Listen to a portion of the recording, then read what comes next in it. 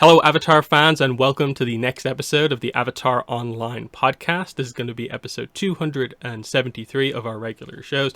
This is the official podcast for the fan site, AvatarTheLastAirbenderOnline.com. I'm going to be your main host, Morgan, Airspeed Prime, and joining me on the podcast is going to be Greg2B from the site. What's up, everyone?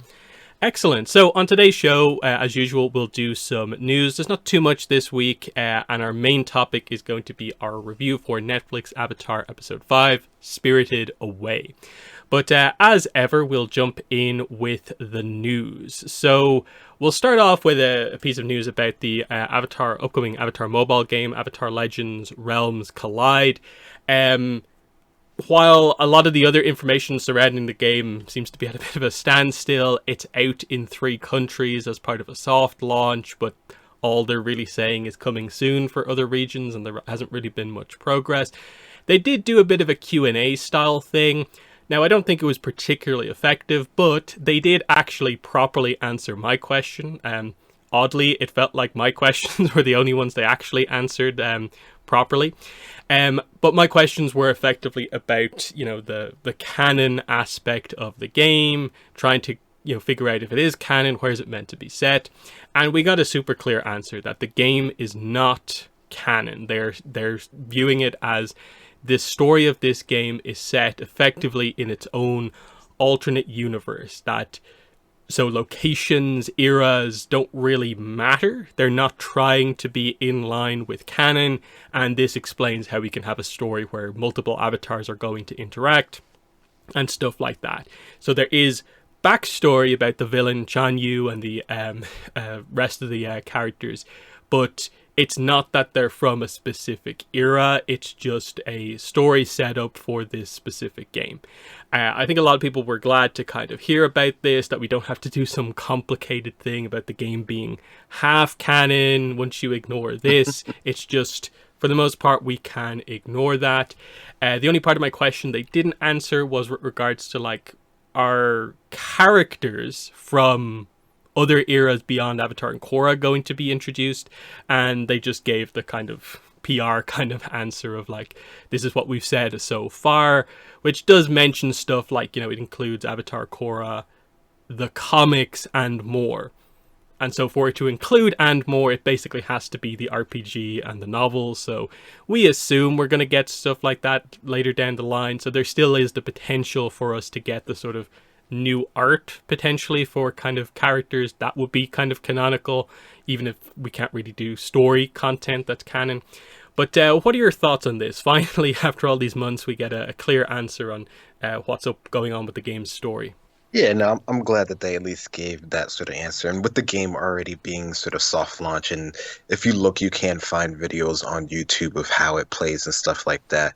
It's good that they're at least willing to give a little bit more information on it, just for the people who are really sort of interested and want to see how it plays out into the larger scheme of Avatar Legends and just the universe overall. Besides just the core sort of story content there. So I am glad that they got it out there, and if it's good, I think it can survive on its own. I think it doesn't have to be in line with everything, especially if it's just sort of its own standalone type of thing. So I hope it does well, despite mobile games and their tendency and stuff like that. Just the fact that it's in the Avatar verse, makes me think hopefully it might be at least a little bit sort of intriguing, but we'll have to wait and see until more people get their hands on it and do more sort of deep dive videos on it. Because they definitely got some people interested. They put out part of the kind of animated kind of cinematic that's part of the game. Yeah.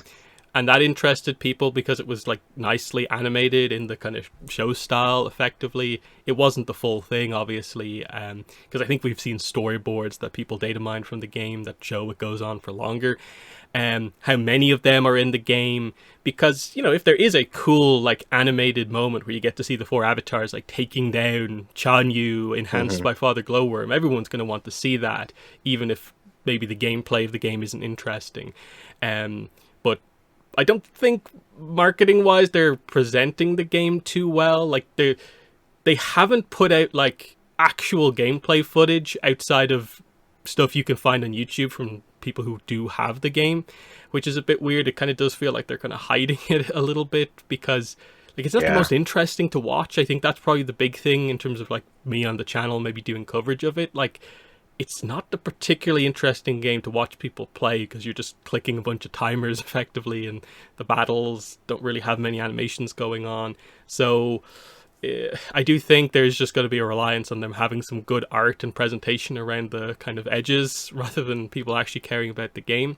But we'll see what happens when it actually does come out. Maybe there's some hope. But in other video game news, this is rumors. I want to make that really clear. But this is kind of taken off a little bit. It actually came out nearly 2 weeks ago. I only heard about it yesterday and covered it in the video myself.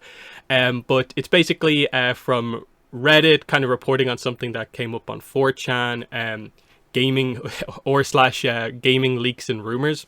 Basically, the idea is that someone seems to have found some information about an Avatar game that's been worked on since 2021. The year Avatar Studios started, of course. And the basic idea seems to be that it's not a AAA game. They seem to know enough to suggest that Nickelodeon are a bit adverse to putting that much money into a game when they don't really know if it would succeed.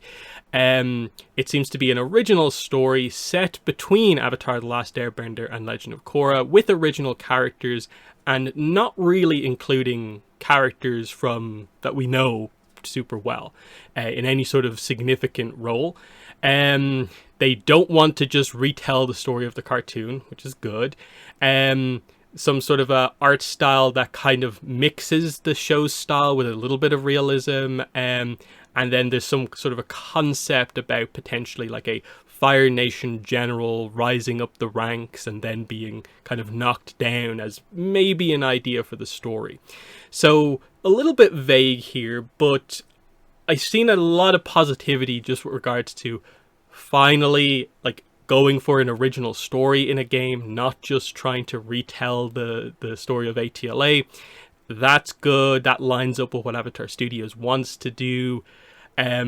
As ever, I think everyone, when it comes to the Avatar fandom and games, does have their kind of heads in the clouds a little bit in terms of like, why can't we just get this like extortionately expensive game that like, for Avatar, we have to wait to get that. But if they focus and do a very specific style of game with a specific story, I think we could get something that's pretty good quality. But what are your thoughts on this kind of leaks and rumors about this potential game? Yeah, I mean, it is interesting to read the breakdown and sort of where the inspiration and the concept was for, I guess, potential stories for this, which, isn't particularly crazy, the mentioning like Darth Vader and Napoleon, Wukong and stuff like that.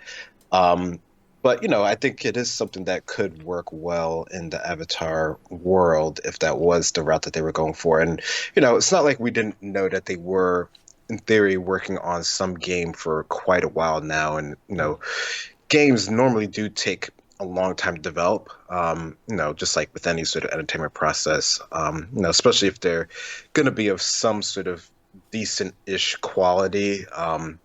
They normally take quite a while, as opposed to some of the shorter-term games like the ones we've seen more recently. So, here's hoping that this actually turns into something, if it is just, a AA game, or however people want to consider rating games, since that sort of scale has kind of been sort of skewed these days. If it is, of decent quality, even if it's, at the level of, the previous Platinum games from Korra, which, can go hit or miss depending on your preference for it. But, personally, I thought it was fun for what they were going for. Even something like that with today's like knowledge of how we do video games, I think could actually be pretty good. If they go that route, we'll have to, it's another one of those wait and see things. And if this is something like that, it feels like it's something that they're probably going to try to time, hopefully with, all the other media properties that they're trying to push out at the same time. So, hopefully that is still in the works and that hasn't been sort of skewed or pushed or delayed, or, gets put to like what they said in the article, that it could be put to sort of more shovelware type status. So hopefully it doesn't get towards that, and does, come out in decent sort of form and fashion. So here's hoping. Yeah, because that's basically what the first Avatar Studios movie is going to be. It's in between series. They're trying to do a game there as well, so that's definitely something hopeful, and I think most people do agree with that. It's just, yeah, we need a game that's good, and I think, yeah, it needs to be of that Korra game quality or higher.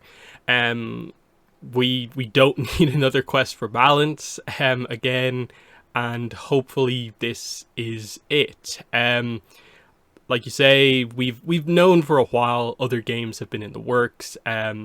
Avatar News put out like a kind of scoop saying that there was like a bunch of different games in development, including like an MMORPG. They were a little bit vague, but Brian, on like one of the few interviews that wasn't like vague, on one of those podcasts, did mention that the studio like is involved with multiple games. So will be interesting to see what happens here. Who knows when this will actually get announced or anything like that. I'm gonna guess it's going to be probably next year, if we even hear about it then, because it'll all be happening, I suppose, in the build up to actually properly announcing, revealing, building up to Avatar Studios stuff actually happening, which doesn't feel like it's going to happen this year unless they give some very early previews, but we'll see what happens. Final few just little bits of news. Jeremy Zuckerman on Instagram, while promoting the idea that they're auctioning off, or no, yeah, you can potentially win this copy of the Avatar Book 1 vinyl.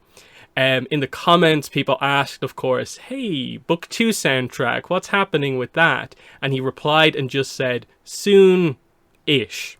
No more than that, just said soon-ish, but technically this is the first real mention of the Book 2 soundtrack, beyond the fact that Book 2 and 3 stuff is included in Avatar in Concert. So I'm guessing they're probably going to plan that roughly for around the same release window in the year that the Book 1 vinyl came out in, and it maybe be a kind of yearly thing. But we'll see what happens here.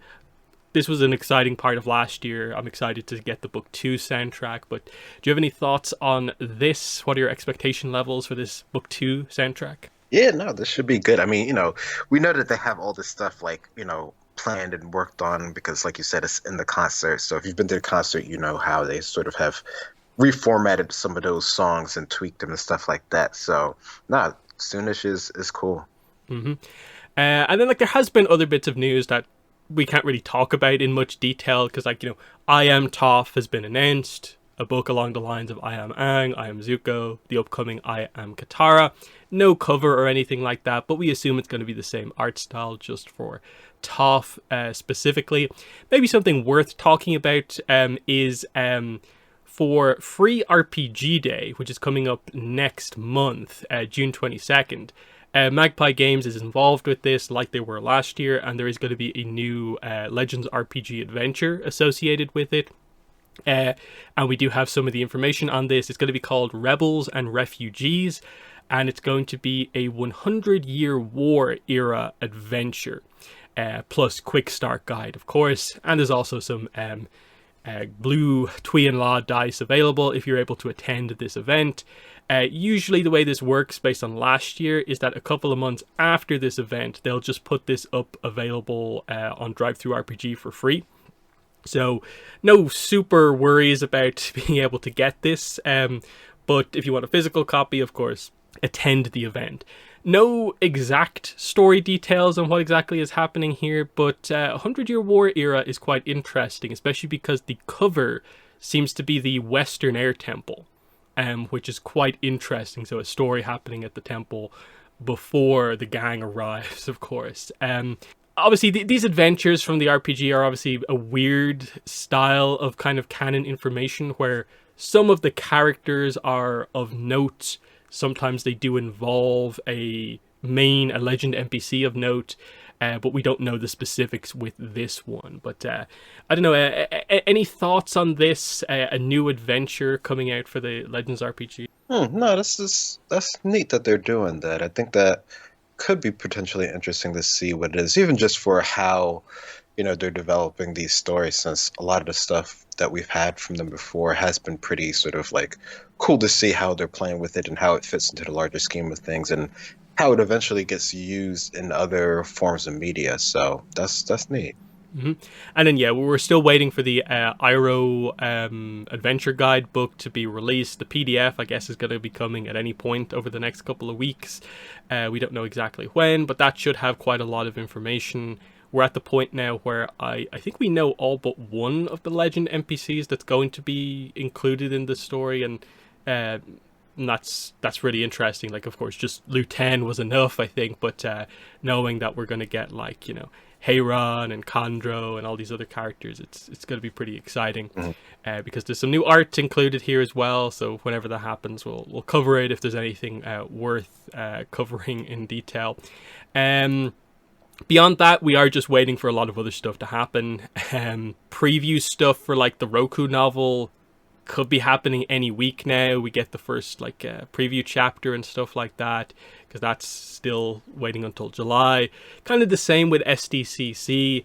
We're maybe not expecting the big news stuff this year, but we'd still be expecting publishing to actually do something, given that, okay, we're going to have to wait a little bit longer. What's the next Avatar comic? Is the Mako comic ever going to get like a date? Stuff like that, if you're paying attention to all the different releases. A lot of stuff to like put into place, basically. But that's the news, and we'll switch over to our main topic for the episode, and that's going to be a review for Netflix Avatar N105 Spirited Away. So an interesting episode, this one, because I think mostly it's gone down as one of the weaker episodes of the series. That's where I think most people tend to place it. This, or episode 4, I think, is most people's bottom episode. I have some weird thoughts on this one where I personally don't have it there myself. I tend to put episode 7, I think, a little bit lower than maybe some other people. And I quite like some of the ambition that this episode has, even though it is greatly changed from what it's like attempting to adapt. But there are still some issues with it. It is a little bit messy, but I think I appreciate what it's trying to do overall. But overall, what are your thoughts on Spirited Away?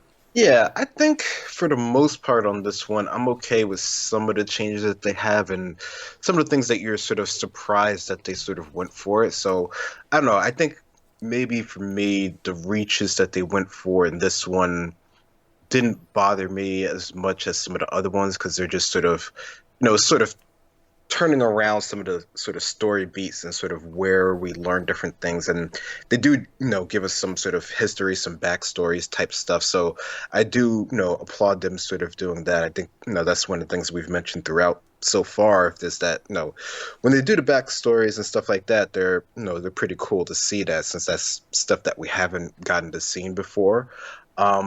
But, there are some times where we sort of wonder if they could have, stuck with some things that we sort of knew from before, which is only an issue because we know that they're adapting this, of course. So, Mm.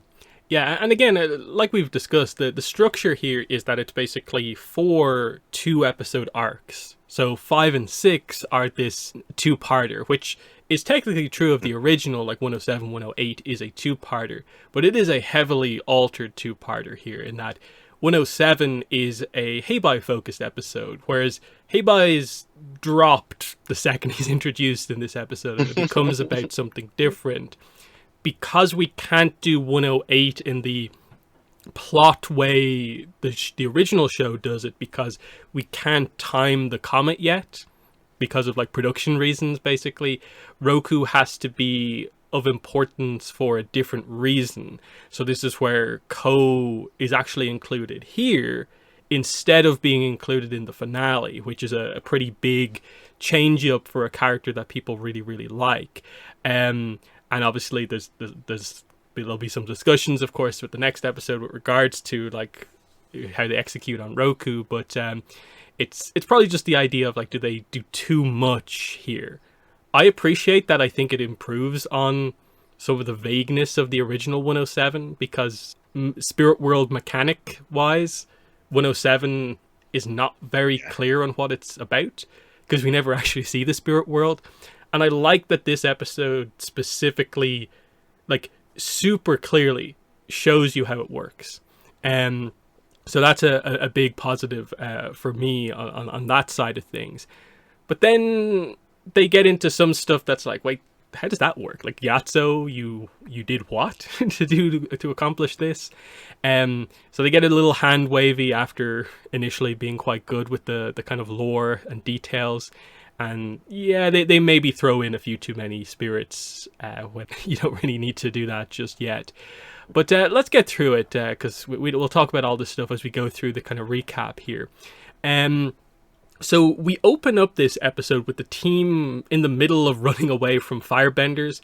We get Katara demonstrating her new ice disc waterbending move that she made up herself from observing like the typical form of the earthbenders. And Aang praises her bending, kind of noting that, you know, it's pretty sharp these days, and she says that she's been confident, but kind of basically feels like she's run out of moves to learn from like the scrolls and stuff like that. She does kind of need a master to kind of improve a little bit. There's some references to kind of stuff that's happened off screen. There's a bit of a time skip here. Sokka's tragic dating attempts apparently with a Fire Nation soldier at this, and then we get introduced to the burned scar on the landscape going through Senlin Forest. So an interesting way to do things here, highlighting, okay, adventures have happened off screen here. Katara is quite good at waterbending now, and then the setup for classic 107. But what are your thoughts on the opening scene? Yeah, I mean, action-wise, I think it's a fun, it's a good way to sort of start this episode. Like, it really gets things sort of going here. And, I think it's, the fact that we can see progress in, Katara's skill is good to see here. I wonder if there's sort of more going for showing that, because we see sort of where she, ends up by the end of the season, and she's, somehow a little bit better than we might have otherwise thought she would be, with sort of, not as much sort of training as we saw. So that's interesting to note that they're doing that sort of way there. But, I think it's good to see that we're, I guess, progressing the story, and things are, sort of, it's like they're trying to show, more things have happened that we've seen. And that's sort of, their way of, in this sort of limited, amount of episodes that they have for the live action one, that, progress has been a little bit more ramped up than what we might have expected. Mm-hmm. Yeah, and we'll have a reference on the Zuko side of the episode later on to a similar kind of stuff happening. But then we quickly go into the setup for 107. We land, we see the forest has been burnt down by the Fire Nation. Aang, of course, blames himself, because a job of the Avatar is to basically protect nature. And he doesn't really know, in a way, what he's meant to do as the Avatar. How did he not know that this was happening? Why wasn't he there? That sort of thing. We see Momo finds an acorn in the ground, and this is, again, what Katara uses to explain to Aang that in time the forest will grow back. It's gone now, but just the existence of an acorn means it will grow back in time. It's not gone forever, which is the main lesson of original 107. So we get that presented here. They don't exactly kind of maybe come around to it like they do in the original 107 to fully resolve it, with Aang portraying this to Heibai, but it gets the point across, I guess, overall. But thoughts on this scene? Yeah, I mean, it's a nice scene. I think it's it's good to see. I guess it's this the more sort of, I guess you could say, like, sort of compassion side of Katara here, sort of understanding this and sort of relating it to Aang and his sort of like frustrations, because he seems like he has a he has an understanding of things, but he's still we see him becoming more and more sort of frustrated about sort of his inability, and he's this whole episode is about him sort of coming to terms with things that even if he could have had some sort of control over, or some sort of influence, things might or might not have turned out sort of similarly affect. So he's learning slowly throughout the course of this episode and the next part of it, how to sort of get through these sort of, feelings, which is something that, sort of we all have to do. So it's, interesting to see his progress on that throughout these episodes. Mm-hmm. Next, we get the kind of introduction to kind of Senlin village. Sokka encounters this kind of little girl kind of watching him. He manages to connect with her by kind of rhyming, making some jokes. This is where we actually get the live action reference to Bonzu Pimpatalops III. She gets scared when Katara and Aang come over, But they do follow the girl into Senlin village, and we see that the village is kind of scared, it's on guard, and we find out that it's not just that the Fire Nation kind of burned down the forest that's causing problems. Like, this has caused this other issue to kind of come up of strange things happening to the village, in and around the village, since the forest was burned down. People who've left to go and get food have not returned, and Aang quickly realizes that, okay, this has to relate to the spirit world, another aspect of what he has to do as the Avatar, and so he decides, oh, I'm going to help here.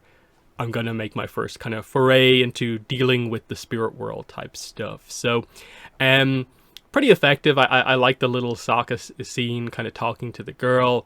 They don't focus too much on the village itself, but it accomplishes what it needs to do in terms of getting Aang to... giving Aang the information required to figure out that, okay, it's spirit world related. I think I know what I need to do next. So, solid stuff, but your thoughts? Yeah, it's sort of like a ramped up way of, dumping on us sort of the information that's needed here, that we can see that things are sort of out of whack, out of balance here. And, Aang, he's, again, it's him sort of connecting with people, connecting with the land, sort of understanding sort of like, I guess almost sort of intrinsically that this is something that he has to do. It's like once he was made aware of it a couple episodes that, he really needs to sort of focus on the people as well as the spirits, of course.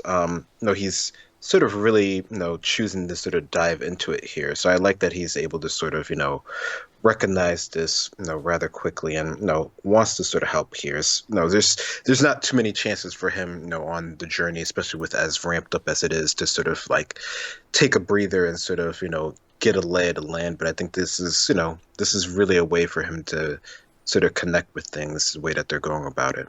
Mm-hmm. We then cut over to the Zuko side of the episode, where we see Zuko basically asking for like any reports. Have you found anything? G says basically no, and then randomly mentions this report of kids playing with ice in Senlin Pass, and Zuko basically insults G for not reporting this sooner, because ice right in the middle of the Earth Kingdom, does this not ring a bell to you? Like, they have a waterbender with them. And so Zuko's just like, okay, you stay here, I'll go myself to kind of deal with this. Quick scene, but it's obviously meant to be a little bit of a setup for this episode combined with the next episode, where we're going to do the kind of arc with the crew of Zuko. Deep down he cares about the crew, but he's just dedicated to his mission. He wants to find Aang, and anything that gets in his way frustrates him. So, accomplishing what they need to do in a quick scene here. Again, the Zuko stuff is not the problem in this series overall. So this is always pretty decent. But your thoughts? Yeah, no, it is decent the way that they're sort of setting this up, because I don't know, this whole episode is really about sort of his frustrations and just sort of learning to sort of cope with it. Very much sort of, A and B with him and Aang, right? Like, that's sort of the whole point of this. And even, when we do get to Azula, sort of throw her in there as well. It's just sort of, where is their sort of angle, and where are they sort of focusing their frustrations, and how successful some of them are in sort of, combating that. Mm-hmm. Then we go into an Azula scene. So it's Azula talking to Ozai. And so we get Azula praising Zhao in front of Ozai, basically trying to get her father to give Zhao more support, so that basically she can keep an eye on what Zuko's doing, Zhao can accomplish what he needs to do with regards to like the Avatar and all this sort of stuff. She says all the right things to her father to get him to do this, and he ultimately agrees. He says, I'll send the archers to him and the funds required to accomplish this. But he notes that, it was Zuko who found the Avatar, not Zhao, and you're only praising Zhao here. Zuko displayed resilience and dedication, and that's what he wants from the people around him, not self-serving flattery. And so we get this kind of switch up from a very confident Azula to ending the scene very much like in her own head, that in a way, like this criticism from Ozai shouldn't really rattle her that much, but it clearly has. And that's what we see with the presentation of Azula here, of this almost basic manipulation from Ozai just really, really gets to her overall. But it's just one of those things about the presentation of Azula here in this kind of new book one content for her. Is this the right level of presentation here, or should she be more like early book two Azula? Does this arc work effectively, as we'll get to with the upcoming scenes? It's an interesting one. I think it's mostly decent, but there are definitely some problems with the presentation here. But what are your thoughts on this scene? Yeah, no, that's a good point of this interpretation of Azula early on and how we see her. Because I mean, I don't know. I think the way that they're sort of setting it up here, sort of the manipulation on manipulation here. Who's the master manipulator here? Like, I can see it sort of kind of working, and in the end, it gets Ozai what he wants in the end, regardless of sort of the best sort of rises to the top sort of situation here. So I don't know. I think I could, in this version of Azula, I can kind of see her maybe not being sort of as confident in the beginning of things when she's sort of, maybe sort of figuring things out here. But I don't know. In terms of the scene itself, I like how they're sort of, pitting them against sort of each other here, one home, one sort of on the run, and that sort of situation. Next, we go to Aang talking about the spirit world, basically giving us the intro stuff here. The idea is that there are places where the barrier between the spirit world and the physical world is thin, and this forest is actually one of these locations. So you just have to find the area where it's like the most strong. We get obviously the explanation. The Avatar is the bridge between worlds. Aang is planning to go to the spirit world to bring the lost people back. This is his responsibility. The Avatar has to do the impossible. That's what he's talking about.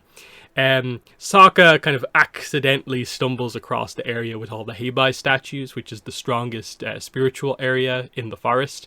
And we see the panda statues, of course, a lot of them knocked over, damaged. And the main one has like a scar on it, basically. And so Aang realizes this is where he needs to, meditate. And so, yeah, he begins to meditate, and we get a meditation into the spirit world, which we'll get to in a second.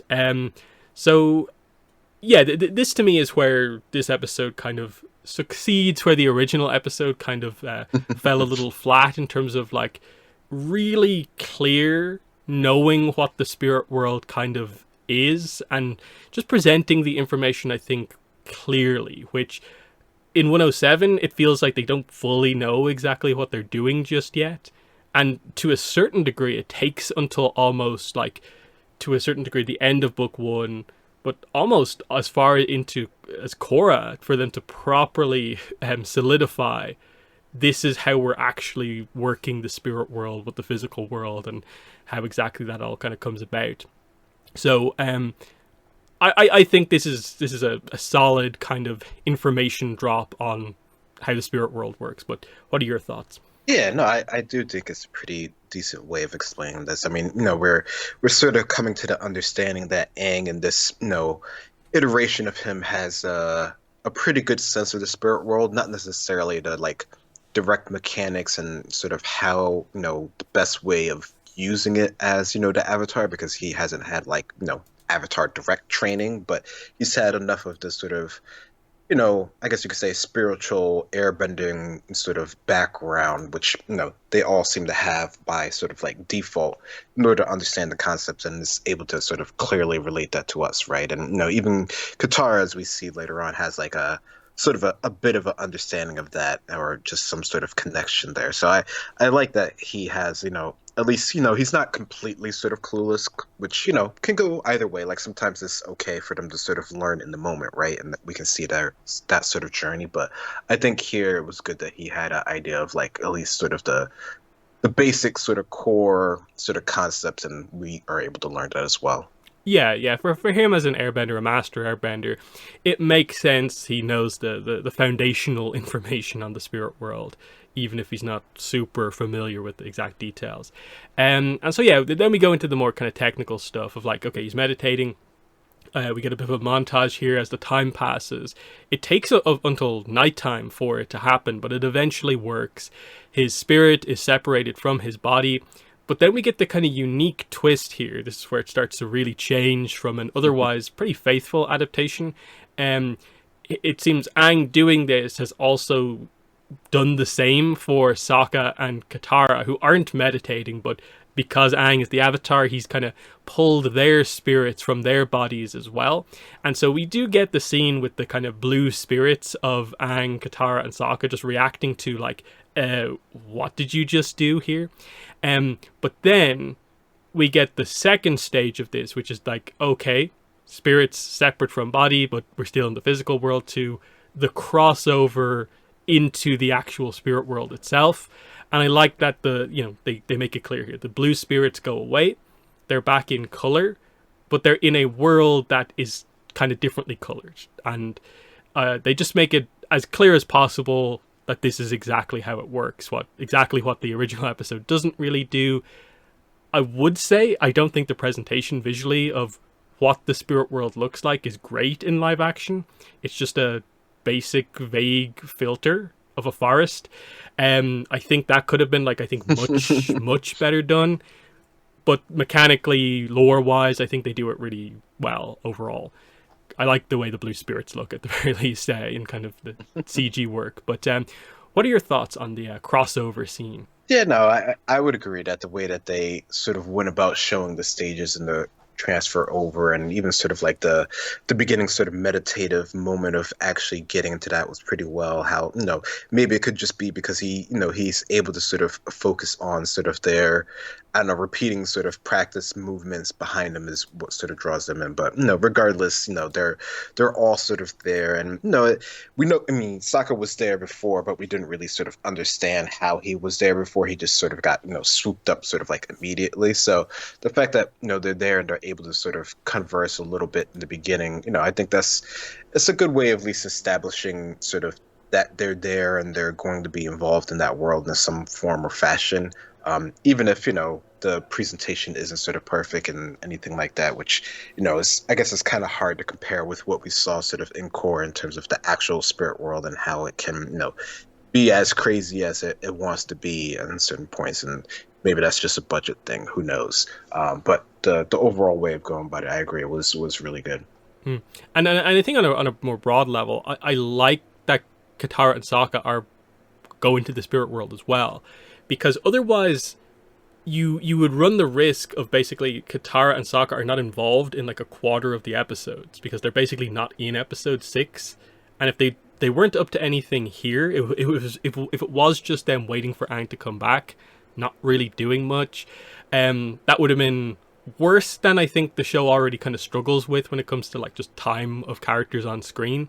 Having two of your main characters missing for almost 2 episodes would have been a bad choice. So I appreciate that this episode tries to do that, and then kind of tries to give them both a character arc moment with what they do in the spirit world. But how do you think it works? Like, just the fact that Katara and Sokka are on the spirit journey as well. No, I think that's fine. I think, the way that we're sort of connecting with Katara and her sort of spiritual sense, and even Sokka with sort of his, like, I don't know, bumbling sort of spiritualness, which he tends to have sometimes for whatever odd reason. I think for me, to keep them in the flow of things and to keep the sort of story going, and for them to all sort of have this sort of experience together, and for what eventually does happen with them, in the next episode and stuff like that. I think for me it kind of works. I mean, it's of course it's combining what we've seen in other episodes of the original sort of series when they're sort of in out of commission and stuff like that. So they're sort of, again, they're blending things together. So for me, I think that sort of works because I like them as sort of a unit there. Mm-hmm. Over to the Zuko side of the episode. For the next scene, Zuko goes into a bar to inquire about Aang and friends. Tries to do it in secret, hands over the money for information. The bartender doesn't have information, but everyone else seems to know detailed stories about the adventures of Team Avatar, basically. We get references to pirates, canyon crawlers, a canyon guide, all this sort of stuff, referencing the episodes we've skipped. Zuko is very worried after this because obviously now everyone seems to know about the Avatar being back, and he feels like his world is falling apart. Already too many people know, but now everyone knows. How can he accomplish capturing the Avatar when it's just public knowledge that the Avatar is back now? Bounty hunters are going to be out looking for Aang, as they run into the introduction here of June and her Shirshu, Nyla. And we just end the scene with Iroh being quite interested, seeing June and Nyla. He clearly gets a sense for, like, what if we used bounty hunters to kind of track Aang down? And Zuko's not really thinking about that because we've very much got the presentation. He wants to do things by the books and doesn't like interacting with, the less nice kind of parts of the world. But I think we're pretty good scene. It's a kind of fun reference to, like, hey, we can't do all this stuff, but yep, Great Divide did actually happen, basically. But what are your thoughts on this? Yeah, no, that was a nice sort of like Easter egg, if you know the original series and stuff like that. So, there's always stuff happening behind the scenes, right? But yeah, I think, the getting the idea from Zuko throughout the whole sort of series up until this point, he really is, like you're saying, like he is by the books, or as by the books as you sort of can be in this sort of, lawless sort of country backside sort of area. So the Zuko definitely has his, straightforward sort of ideas of how things should and shouldn't be done, which, Iroh, notes how that may or may not work out, pretty quickly here. So no, I don't know, I like that we're getting to see, a little bit more of, sort of the world here. We're sort of understanding how, the Fire Nation has, taken a foothold in this sort of world here, and how it's not all sort of as controlled as one might think. Back into the spirit world, Aang explains to Sokka and Katara that basically the idea here is that the worlds are linked, they're separate but connected, like your body. Basically, your spirit's connected to your body, but like they're different. We see that, visually, yes, most of what we're seeing here is mostly just kind of an off-color forest. But they do pretty quickly run into Wan Shi Tong, just randomly here in the spirit world. He just refers to himself as the knowledge spirit, so we don't actually get the name Wan Shi Tong here. And we don't see the library. So he says that they don't belong here, that basically no humans really belong in the spirit world. And we get this interesting detail where Aang can clearly talk to Wan Shi Tong, but all Sokka and Katara here is basically an owl hooting.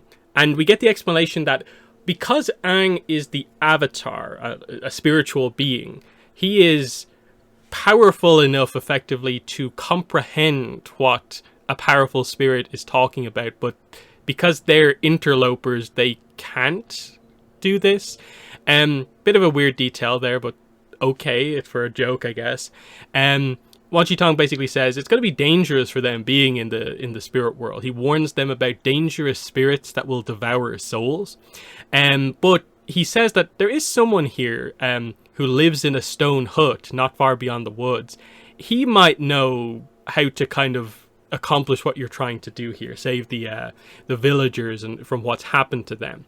If you follow this path, you'll get straight to this person in the stone hut. He then also warns them about spirits that will reveal truths that will show someone who they truly are, and that can cause pain. So Wan Shi Tong delivers a lot of knowledge to us. I suppose that's part of why they maybe chose him here. It is an interesting decision to do this versus, in a way, having this be almost like any other spirit, and especially like disconnected from the library here. You wonder, like, what does this mean about book 2 and stuff like that?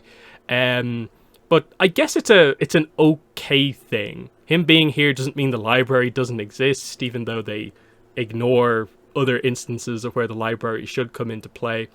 I think it's pretty nice. I like the way Wan Shi Tong looks in terms of like the CG they use. I like the voice.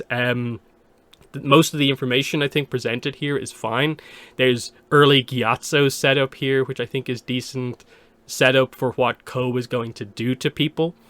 I think the only criticism I'd have is just I'm not sure how I feel about the whole you can't comprehend what a powerful spirit says just because they're a spirit. That's a little bit kind of odd to me, because that would almost suggest that what kind of spirit understand what they're saying in the reverse. But anyway, but what are your thoughts on this? Some very interesting stuff here in the spirit world. What are your thoughts on Wan Shi Tong being here? Yeah, I mean, him being there, like you said, him being knowledge and giving us info, like that could work. I mean, before we just got sort of like a generic sort of, spirit, and we didn't really understand how the spirit world sort of works. So now that we sort of understand more of the actual sort of like direct mechanics, I think it's okay that we get sort of like unknown spirit to actually tell us something. Like, I mean, there's a bunch they could have that we know now from, between here and Korra, but I think for the most part that works. I mean, the idea of, sort of the not understanding him, I don't know. I guess in my mind, I thought like the more powerful the spirit, the more that they could just communicate in general. That's, at least what I got from like the original series. So the fact that they're tweaking it here, I mean, I don't know, it could hit or miss. I mean, if they are just doing it for laughs and, just to sort of get, Sokka a joke or two, I guess, that's okay. But I don't know. I feel depending on how they do it later on with the spirit in the library and stuff like that, I don't know. That could either be hit or miss them since, all of them sort of communicate with him later on. So I don't know. That seems like that could potentially have issues later on down the line, but for what it is right here, it worked well enough, and we get the idea of the danger and everything like that, and it leaves, two out of, all of them in the group sort of out of the loop of the real sort of dangers of the area. So maybe that's sort of what they were going for here. So I don't know. Yeah, because like they do run the risk of that being that's a necessary kind of continuity point now in like all live action things that they ever decide to do, that if you're not someone who is spiritual, but you end up in the spirit world, you can't communicate with notable spirits. That seems like something where they're always just going to have to like retcon that eventually, or be just really careful about. But anyway, we move from that into another Azula scene. So Azula is sparring with her firebending instructor, and she manages to pretty aggressively defeat the instructor, but then basically in her anger and frustration continues to attack him after she's won, and she's basically preparing to burn the instructor, and we see the fire in her hand turn temporarily from a normal kind of orange red into blue for a second, right before May steps in to basically stop her from just randomly killing her instructor. Ty Lee then says, you're the best, you're perfect, but Azula just says it's not good enough. And again, we end with the idea of Azula very much completely lost in thought about what her father has said to her. Like, she can't believe that Ozai is praising Zuko and not praising her. And it's that idea of he doesn't view her, even though she is super successful, as being perfect, and that really affects her. So I see what they're doing there. I would say the blue fire scene, I would say is pretty much like super ineffective in terms of like, this was a big thing that people who paid attention to all the marketing were building up to, that we're seeing scenes of Azula, but her fire isn't blue. I'm guessing they're going to reveal that her fire, how she gets to blue fire. And for it to just be this random moment that is literally not referred to by anyone. Like, no one reacts to the fire being blue, to the point where it kind of feels like, was this just like added as like a visual effect after the fact? Because it doesn't feel like any of the characters pay any attention whatsoever to this being a thing. So I'd almost get the impression that they went in maybe last minute and were like, oh, people really care about the blue fire thing. We were hoping to just do the lightning as like the big Azula skill. We should probably switch this or something like that. It's so odd because her training is not to build to something. She just seems to just do generic training and comes out of it with extra skills. And this is why I do feel some of these scenes are a little bit ineffective, because they're not really using May and Ty Lee super well. And then the actual training itself, like a lot of training stuff in this show, doesn't really accomplish anything. So this is where some of the weirdness starts to come into play, where, the dynamic they're going for between Azula and Ozai is like, okay, fine. But a lot of the surrounding stuff, I'm not sure how well it particularly works, just from a writing standpoint. But what are your thoughts on this Azula scene? Yeah, that's I don't know. I mean, I barely even noticed it. I think the first time I saw that, and I don't know, considering how iconic the blue fire is for her character, despite us not really like knowing like the real sort of like intricacies of like how it works, and I mean, we know how it works in like real life and stuff like that, but in terms of like the show and sort of its sort of uniqueness, we're not sort of as knowledgeable as that is. I feel like we could, but I don't know. Is that something that they just sort of threw in there? I mean, I don't know. I feel like if that was something they would have, made more of a fuss about it, than, what they clearly haven't done so far. And I don't know, the training, I do agree that it is sort of like your sort of like generic sort of training, more to just be training. Like we don't see it having as much of an importance on the story. It feels like they sort of regulated that all to Azula's sort of interactions with her father here, rather than what she's actually doing here. Because the training is cool. Like it seems like she's fairly skilled in like everything that she does, which is what we know about Azula, right? Like we know that she's just like very sort of good at everything, right? Like she's a prodigy, but definitely doesn't feel like it has as much importance here. And I don't know, maybe they should have shown her more having a bit sort of a struggle or something in order for it to have a better sort of payoff at the end of it or something like that. I don't know, maybe blue fire, maybe no one else even noticed the blue fire because it's just so sort of rare and was so quick. I don't know. I feel like they definitely could do more with that.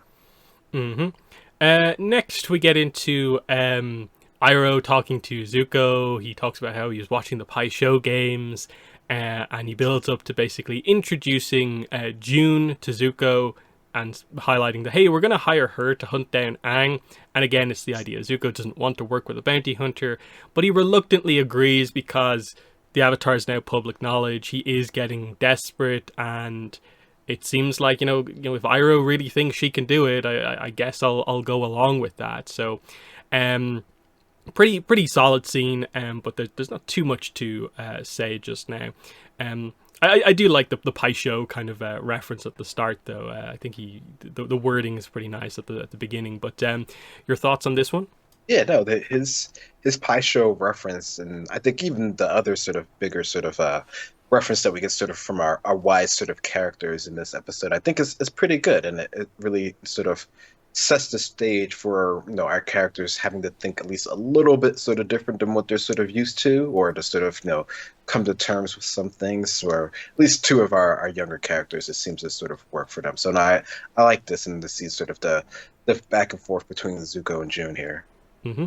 Back to the spirit world, we see Sokka freaking out about invisible spirits.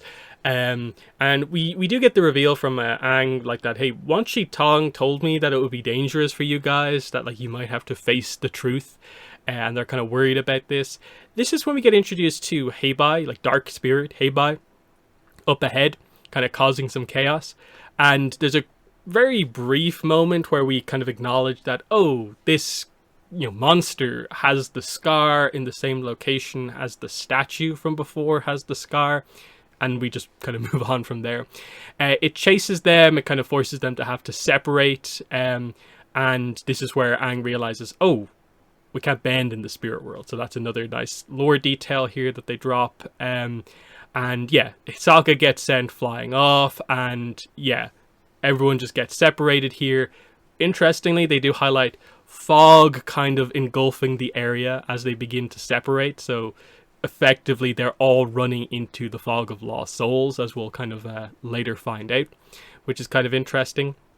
But yeah, just one of the kind of, like, the scene itself I think is fine. It's just Heibai is used here and pretty much just kind of abandoned. Like, the Heibai feels more like a reference than the episode really is like about him, to the point where they barely, I think, properly connect the dots on like Heibai kind of being responsible for the villagers going missing here, because it's more just like, oh, Ko was behind it all. But the reality of it is that, like, no, the villagers end up in the spirit world because of Heibai, but Heibai just leaves them there, and then Ko takes over.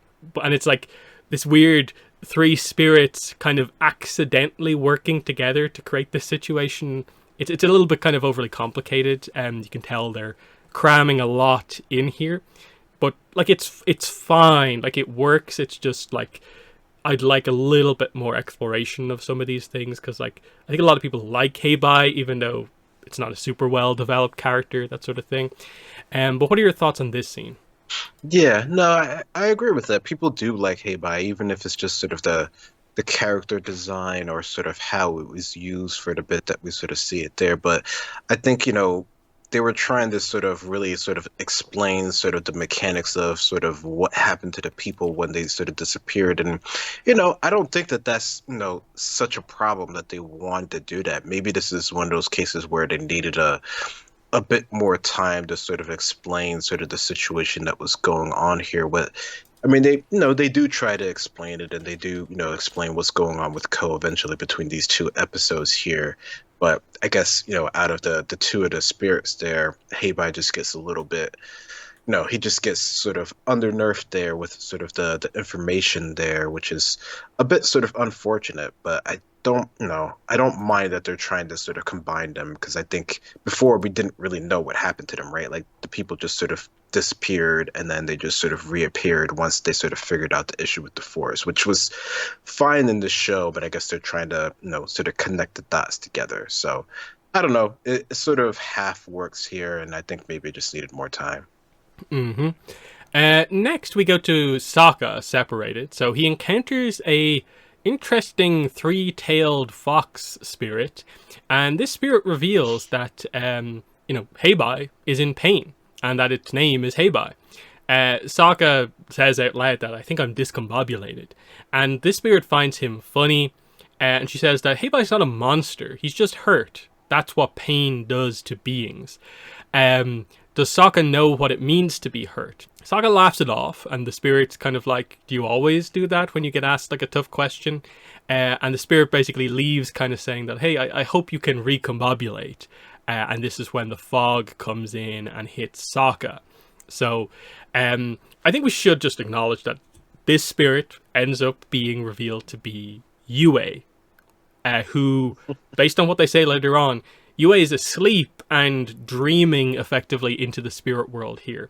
They don't explain why her spirit form is a fox. I'm guessing they're going for that sort of folklore kind of mythology thing of like kitsune kind of thing. That's why it's like a multi-tailed fox spirit style thing, and Yue herself is like a priestess is kind of what they go for. But they don't fully connect the dots in terms of what we know about spirits and like even humans becoming spirits. So it's a little bit odd. It makes, I think, for a pretty fun reveal, because actually I like this addition to the Sokka Yue dynamic that they had met previously. It helps to make this dynamic different than the Suki dynamic, where they kind of like Sokka meets girl, goes well. In this case, it's like, no, they had a weird encounter first, and then they properly meet. So I actually really like this, minus the lack of explanation about why she's a fox. But overall, I think this works. But what are your thoughts on fox spirit Yue here and Sokka?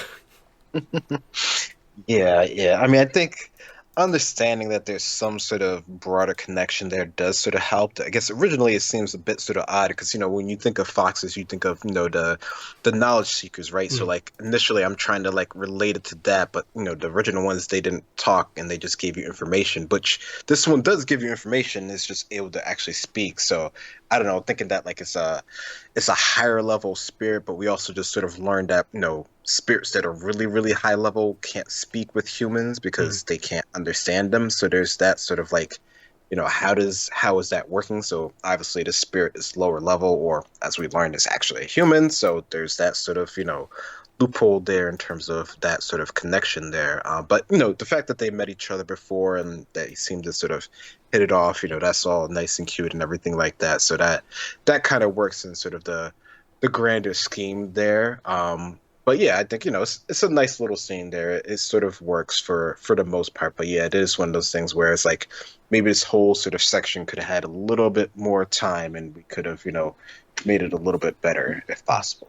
I do like the the references of like Yue talking about Heibai, the idea that like Heibai's not a monster, he's just like this because he's hurt because of what happened to the forest, as in like explaining to you subtly the idea of like dark spirits, that there's light and dark in them all type thing. So that's pretty nice in terms of just like an extra layer of kind of spirit world dynamics without going into it in a massive amount of detail. It's just like it doesn't really get followed up on. Like, I'm even in my head kind of thinking here now, like, I don't remember an obvious scene where they clearly like resolve Heibai. It's just we resolve Ko, and the implication is that I guess that resolves Heibai, that the forest will grow back and that will just calm Heibai down, I guess, because we don't do the Aang touches Heibai in the forehead situation here. But anyway, so we go from Sokka into Katara. And so this is our first like fog of lost souls vision thing. That Sokka hadn't yet experienced it. The fog came in at the end. And what we get here with Katara is that she arrives into her vision. She's basically like, it's a younger version of herself. She has fallen into basically the memory of the day the Fire Nation attacked, the memory of the day effectively her mother dies. And so we get an initial scene before the attack comes in of like, she's happy with her mother. They go inside, they're helping Gran to braid. She asks where Sokka is, and it's explained that he and Hakoda will come back from fishing later on. And there's a mention of like, oh, I can't waterbend. And Kaya says, I believe you will one day, that you will show the world just how powerful you are. So we'll go into the second half of this in just a second, but what are your thoughts on this? Because this is what we're going to do over the next kind of part of the episode. Is like we're trying to do this with each of the characters now. They're all affected by the fog of lost souls. They're going to remember this memory, this truth about themselves that will hurt them, to give them a bit of a character arc in the middle of this in the spirit world. What are your thoughts on them going back to the Katara backstory for Katara's one? Yeah, no, I think that's out of all the things that we could do for Katara, I think that's, one of the key things that's always been about her sort of character, right? So the fact that they chose this and they, fully break it down and show us how it is with her mom and her grandmother. And I think, that was a good choice there as far as, was one of the things that would really sort of, hurt her to her sort of core here, and, something that sort of shaped her life going forward. And I think, that for what they're sort of trying to show here, is a pretty good sort of indication of it. And, she, you can almost see her, start to sort of break from it, right? When we sort of see a bit of the sort of actual fog there and sort of her not being able to waterbend. But, this is, the whole point of the fog of lost souls is to really sort of, hammer down on, what could have been, what could have happened, and sort of, what was the actual reality of things. For me, it's an interesting one because I end up feeling that this is the least effective kind of the character arcs in the episode, because it comes across like the only thing they have going on with Katara is what happened to her mother. And we've already touched on it in like almost every episode so far, including an episode where it felt like for now we have resolved this with the situation with Jet, like focus on the positives, not the negatives. So following that up, like 2 episodes later with, and oh yeah, by the way, here's the full flashback right now. It's also meant to be about like it gets explained here, it's about revealing a truth to the character. And it's not inherently clear like what truth comes out of this, because Katara already knows her mother dies. We'll get into the maybe interpretation of one of the bits at the very end of it in a second. That's my only thing, is just the timing of this. I think if they had constructed Katara's arc a bit better over the course of the season, you could have built to this as like the full-on reveal of this properly. But because they've even like spoiled the moment like Kaya gets cut down, like we've already seen that literal scene already as like a quick 2-second flashback, it feels like they've already done this, so it feels a little bit repetitive. Even though it's a good portrayal of this flashback, I just think it's the wrong time to do this flashback, because also they're taking this from where it's in the original. It's like end of season 3. It's like the last thing basically we do right before we get into like the the play and the finale, and it's timed perfectly there because we're actually going to like resolve all of this when it comes to Katara. But here it's just touching on it again. Whereas I think it works a lot better with Aang because they do it differently, and I think the Gyatso stuff is very effective. And I actually think the Sokka stuff works because I think his arc is a bit better constructed, and it's a new scene that he gets to experience, and it's an actual truth, and it lines up with what's going on. So I think it just, this highlights that they struggled for whatever reason with Katara by really focusing only on flashback of her mother, and she's good at waterbending. That's like everything with Katara.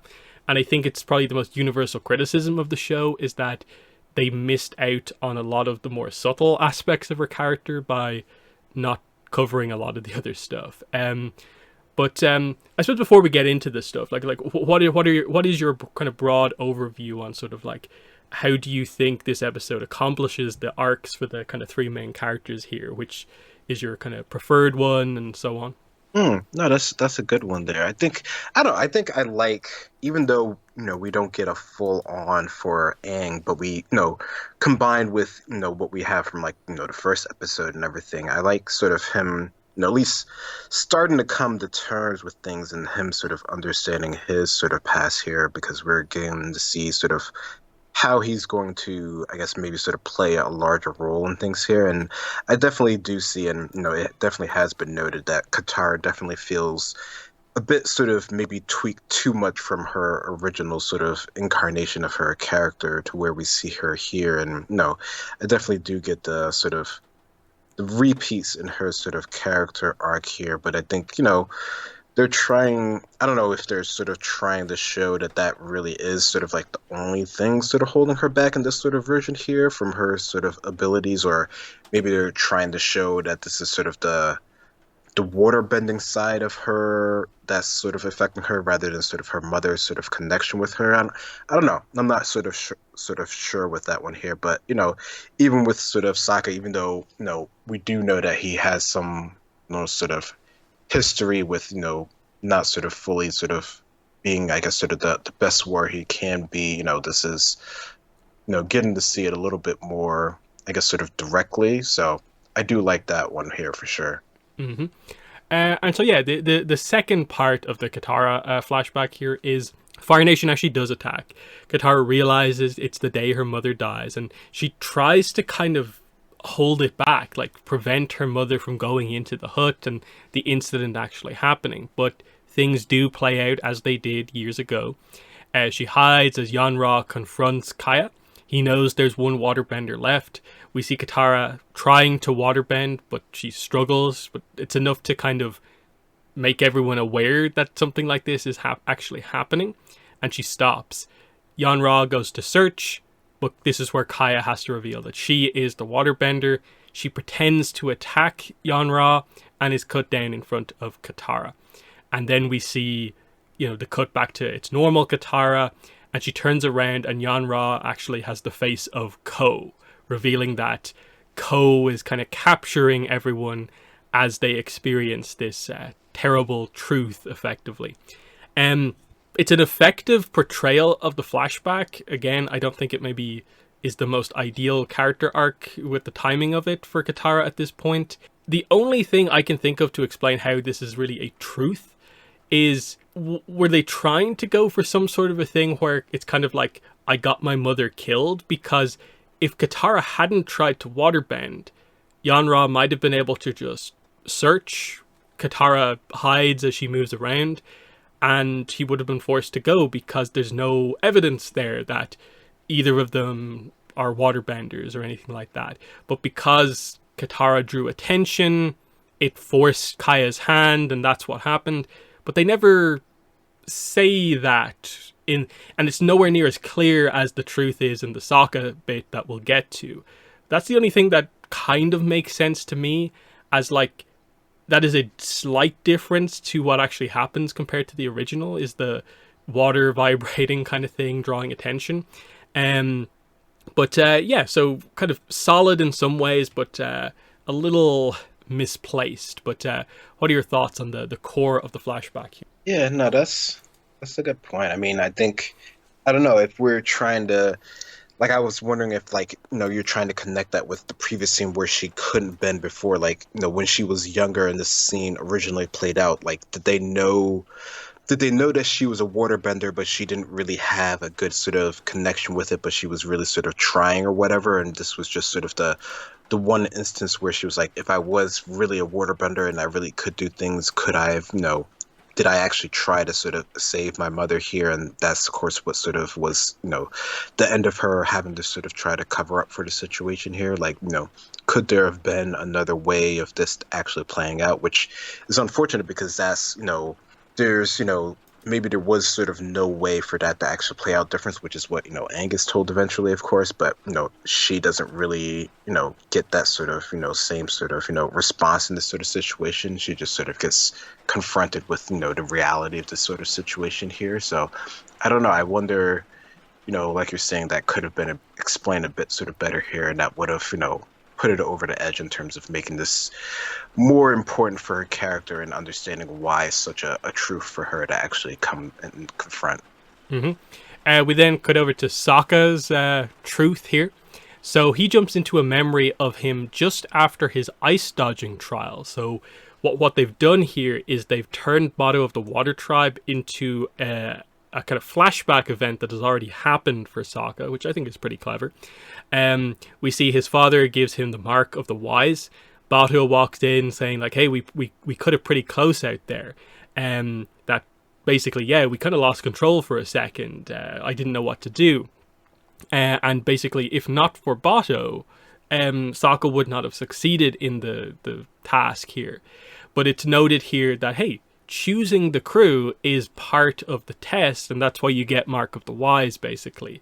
So it's this kind of weird situation where Sokka had a bit of a bad moment during this test, but they succeeded because of Bato, and we'll get more on this in a second. So just an interesting kind of opening here, like just getting to see this show's version of Hakoda and Bato, which I think are portrayed pretty well here, but I think the more significant stuff is in the second half of the scene. But what were your thoughts on the intro here in terms of like, okay, it's Bato of the Water Tribe as a flashback, and what we're trying to do here with it? Yeah, I mean, I think, in terms of them, tweaking this from what we saw before, I think it works fine enough. I mean, Bato's still involved with it. Now, this is obviously a bit sort of, not where where it was done originally. So, it's interesting to see that there's more, community, there's more people, there's everyone around it. So they've changed the timing of things a bit here. But I think from, the way that we're sort of seeing it here, that, that works more or less for what they're going for. Second half here is outside. Sokka gets made fun of by the older boys for damaging the cutter during the test. He then eavesdrops on Hakoda and Bato talking about what happened, so they're not aware that Sokka's listening. Hakoda says that Sokka nearly wrecked them. Bato says that even he barely saved them from what happened, like it was a really tough situation. Hakoda says like no excuses, he had hoped that Sokka would do better in the kind of heat of the moment, but I guess not everyone is meant to have people's lives in their hands. And so this is the truth here. His father was kind of disappointed in him. Sokka's incredibly upset at this, as this is the moment when Ko takes Sokka also. So I think this works really well, because they've already done in previous scenes the kind of setup for like, oh, Hakoda's maybe being presented in a kind of slightly harsher way than he was in other versions, that there's clearly more of an issue, more of a build-up to when will we meet Hakoda in the present day and like what's going on here. Along with just Sokka's general arc about, is he meant to be a warrior? Is he meant to be an inventor? A mix of the two. And we see that he does have potential. The journey is bringing that out of him. But before all of this happened, this was kind of the truth of kind of how he views himself, and knowing that his father said this about him is a devastating blow to him. So I think this one works like quite well. I know some people maybe don't super like Sokka's arc in the live action, but I actually think in reflection they do enough to make it come together by referencing it with, Suki and Sokka's dynamic, the Mechanist and Sokka's dynamic, and this adding to it as well. But what are your thoughts on the truth here for Sokka? Yeah, I mean, I think for what they're trying to go here, I like that he was, he already had more, I guess you could say, mature interactions with Bato and his father here, Hakoda. Like, they were all in the village here. He had this sort of, already sort of understanding that he, might not necessarily be the best at what, his father sort of, or his sort of village really sort of wants him to be, right? Like he had this before all of them sort of left, although it seems like, him in the village now is more or less sort of like in charge. So it's interesting to see that this sort of, it seems like he almost sort of already sort of overcame this to some degree. But again, it's one of those deep things with him. So it's still something that he worries about going forward, even if, it seemed like he was at sort of a better place when he initially sort of left the village, right? At least that's what we're sort of led to believe, or at least what I was led to sort of believe here. But overall, I like that this is something that he has to sort of, come to terms with. And, we've already seen, like you mentioned, many instances where this could go sort of either way. But it seems like he's been getting better, even more so throughout this whole sort of journey here. And I will say, actually, just for the future, like, it makes me kind of excited to see Hakoda get introduced in, like, a present day, like, for them to actually meet, because they've actually, I think, built to the idea of what way will it go, because you're getting sort of like Sokka respects his father for this and that and looks up to him, but then there's moments like this where he feels disappointed and there's maybe been a harsher presentation of Hakoda. So I think the payoff for sort of like the moment of like, you men go get ready, that happens like in the finale kind of book 2 time period, that's going to work, I think, really well here if they execute it well and remember to kind of link it back to this in a way. It could work quite well. But next we go to Aang's kind of version of this, and so basically there's the idea of Aang arrives at the Southern Air Temple, and you think he's going to have his own kind of flashback kind of vision thing, but immediately he knows it's not real and moves past it, kind of highlighting he's the Avatar, so he's too powerful to be trapped like that in the Fog of Lost Souls, especially when he's going in not immediately in a bad kind of mental situation. Ko then confronts Aang, realizing that it's the Avatar here, his old friend. He of course explains that a past life tried to slay Ko for taking the face of someone he loved. And then also he says that the Avatar stole something from him. That's new. We've never heard that before. Aang doesn't know what this is, and Aang asks, like, hey, what about my friends? What happens to them? Are you going to give them back? Ko refuses to talk, saying that Aang can't play with his food. And then Aang runs for it and eventually arrives at the stone hut as Ko kind of refuses to come out of his cave, basically. So some cool stuff here. I like the idea Aang kind of can't be caught in the Fog of Lost Souls, and that's nice. We get the sort of initial kind of Karuk Umi reference. We'll come back to this. And then the setup for the Roku stuff for the next episode is the whole you stole something from me, which is quite interesting. They don't do the thing that is kind of interesting in the original, where like if you don't show any emotion around Ko, which I don't mind too much. I appreciate that, like, hey, Aang just makes a run for it, gets away, and we'll deal with Ko again later on. But mostly I think it's fine. I think the presentation of Ko is nice, but perhaps not as hugely impactful as it was in the original. But the timing, I think, was also part of that as well, with the original, it being a big finale thing rather than more mid-season here. It's just kind of hard to make that build work as well. But still, pretty effective stuff here. But what are your thoughts on the intro to the Aang stuff? Yeah, no, I think for the most part, meeting, Ko and sort of Aang's sort of, ability to sort of combat sort of, the truth, or, what the truth might have been shown to him. I think that works for me. I think, there's not as much, we don't know as much about Ko, right? Like there's not as much sort of build up. So his sort of, airiness, his sort of scariness from, not even knowing him to actually sort of meeting him it is a bit sort of mitigated. But I think, the understanding that this spirit is sort of dangerous, that, you have a history with this sort of spirit, or your past lives have a history with it, and that there's even more than you're, currently sort of aware of. I think that all gets sort of conveyed pretty well here, and Aang seems, suitably, sort of scared of the situation, and, kind of upset that he sort of can't get his friends back, and as well as all the sort of villagers as well. So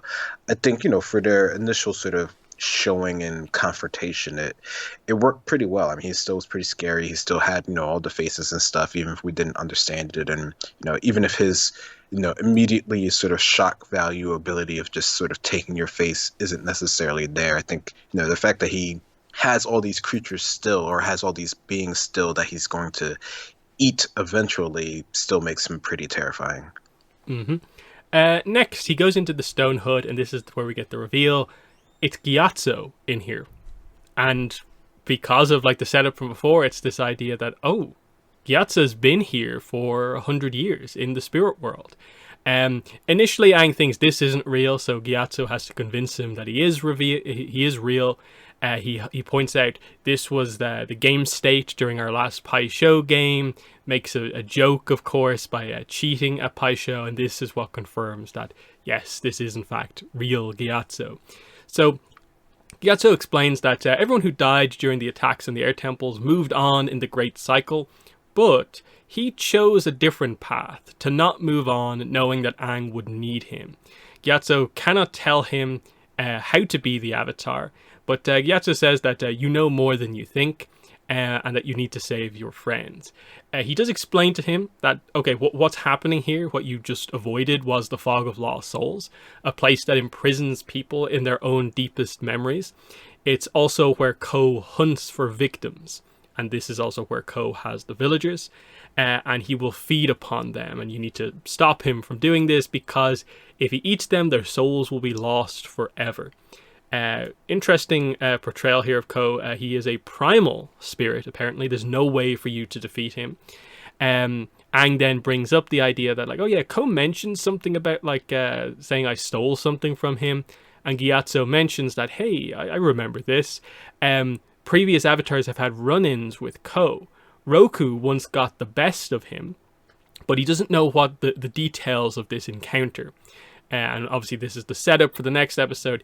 Roku's temple's in the Fire Nation, but Aang has to do it to save his friends, and he goes to kind of leave immediately. We'll get the goodbye scene in just a second, but this is the core of what we're doing here with Gyatso. So, interesting. I think minus the sort of hand-wavy, like, how on earth is this possible situation of, like, you can stop yourself from moving on, and they're not just explaining it as, like, he chose to separate his spirit from his body and remain as a spirit. It's this weird situation where he could last here long enough to get the message to Aang, but then once he does, he has to go.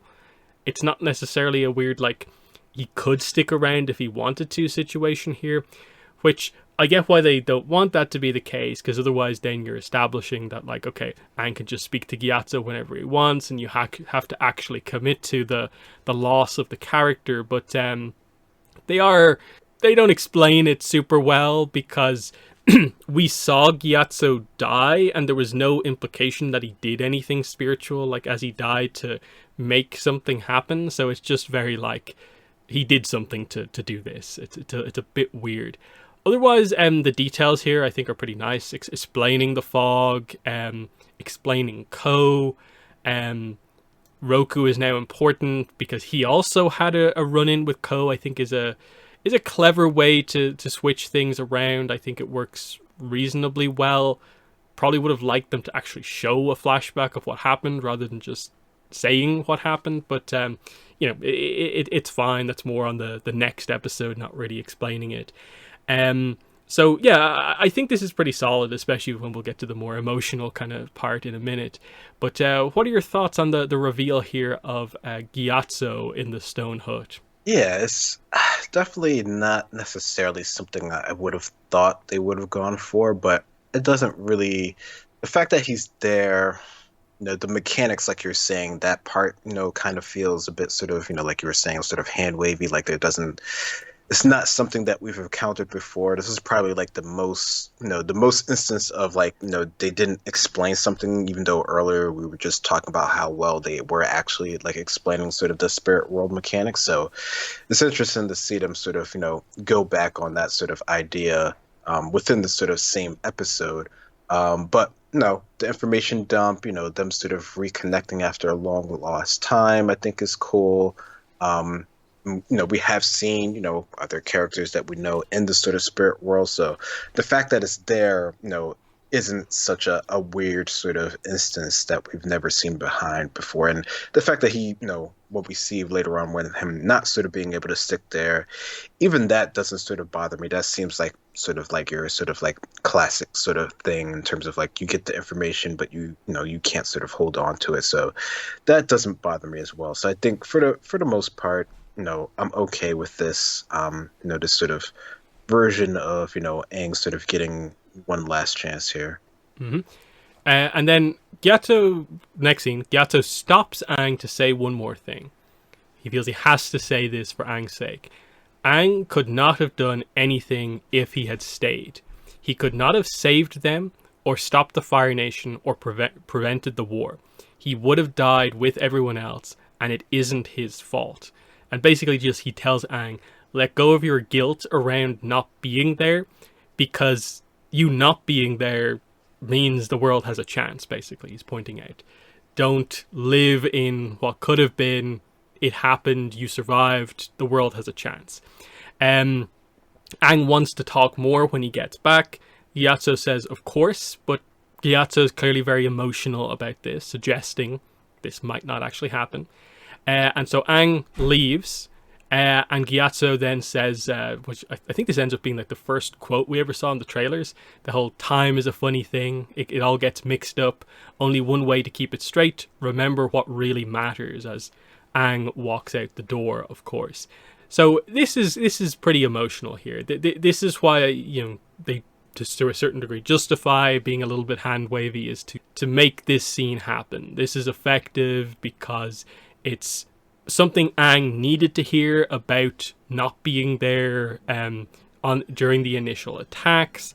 This in the original is more, I think Katara says this as he's explaining his backstory. So it's a little bit more effective coming directly from Gyatso. So that's really, really nice, super important, because you also sort of connect this back to the kind of funeral for Gyatso scene we had at the start of episode 2, I think it was, where it was clear that as Aang sort of laid Gyatso to rest, he did feel guilty about this. So this bookmark on that, I think, is pretty nice and effective. Again, the mechanics of what exactly is going on here is a bit weird, with the idea that, okay, he's here. He's been here for 100 years.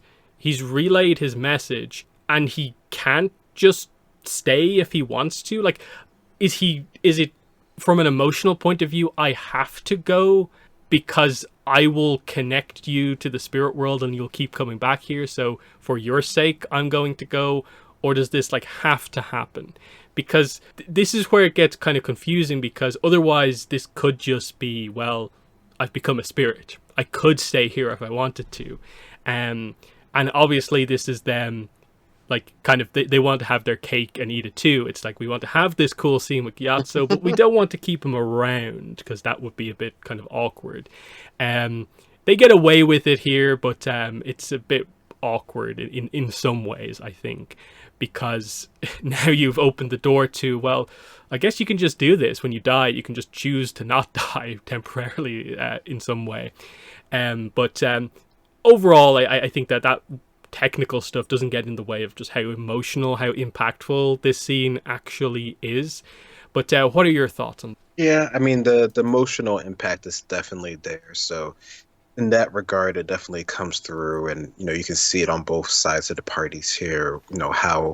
How much this meaning and even the letting go of it, will actually sort of affect them sort of going forward here. And I don't know. I mean, yeah, it is sort of a best case scenario here. I feel like, maybe if they would have explained it like it's something you have to, only if you're very sort of like spiritually attuned, you can do, this sort of, interruption of your passing on here. Because I mean, I don't know, the fact that, the meeting, being the only time you can meet, that doesn't, I don't know, in my mind, maybe I'm just sort of justifying that sort of, seems like that's how it would work.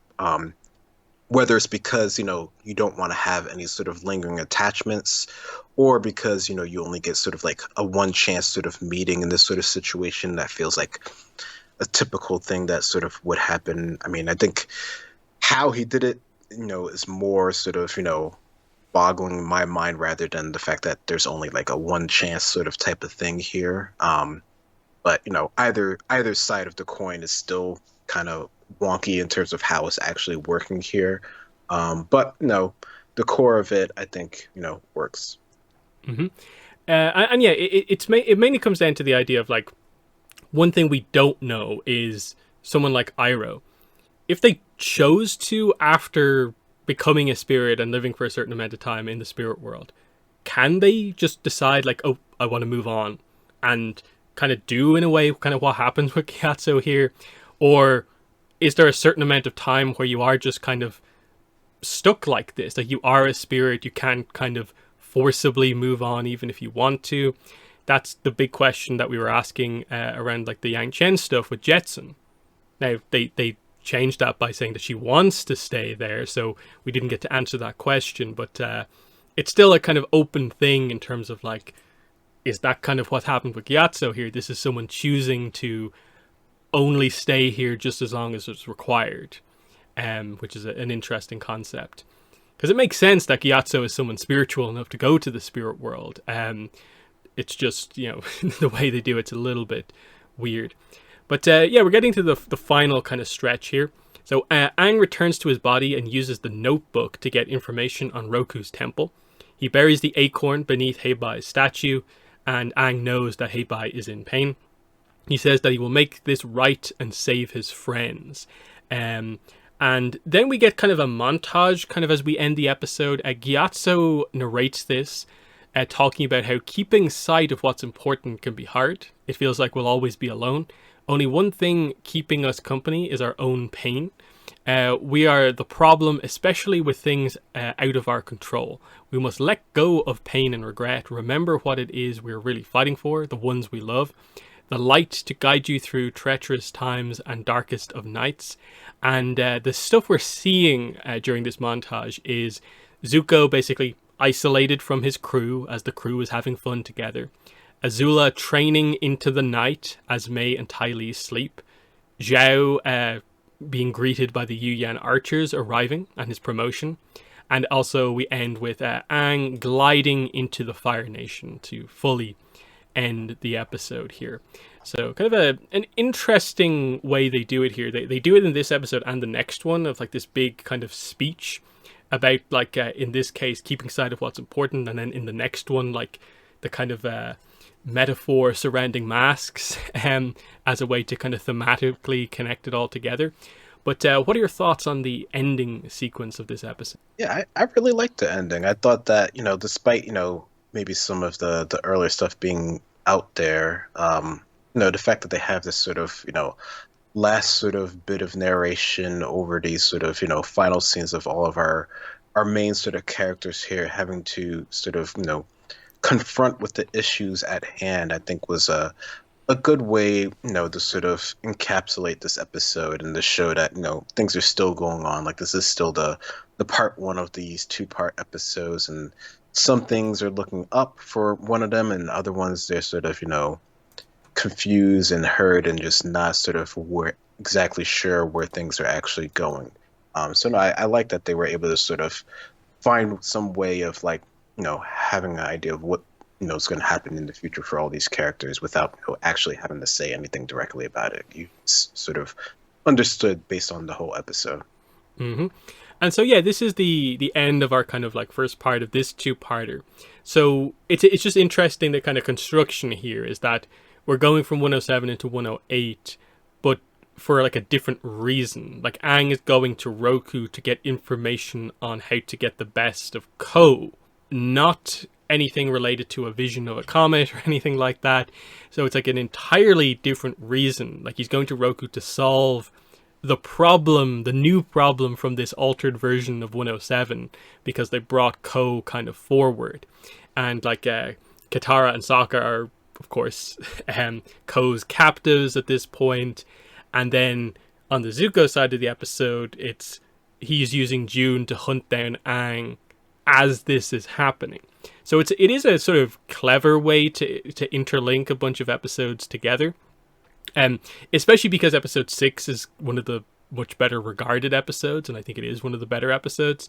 It definitely helps.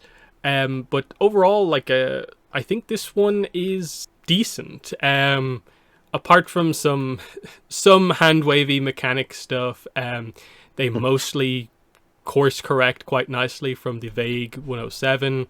I appreciate the attempt at trying to do strong character development arcs with all of the main characters, even if there's kind of a little bit of a mixed bag in that like I like the Aang stuff, I like the Sokka stuff, the Katara stuff not as much, but the flashback is still okay.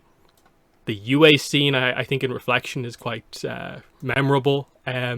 So there's stuff I quite like in this episode that, to me, it doesn't make it one of the weakest episodes, but I can definitely see why for some people this one doesn't do much for them. But I think it's pretty good.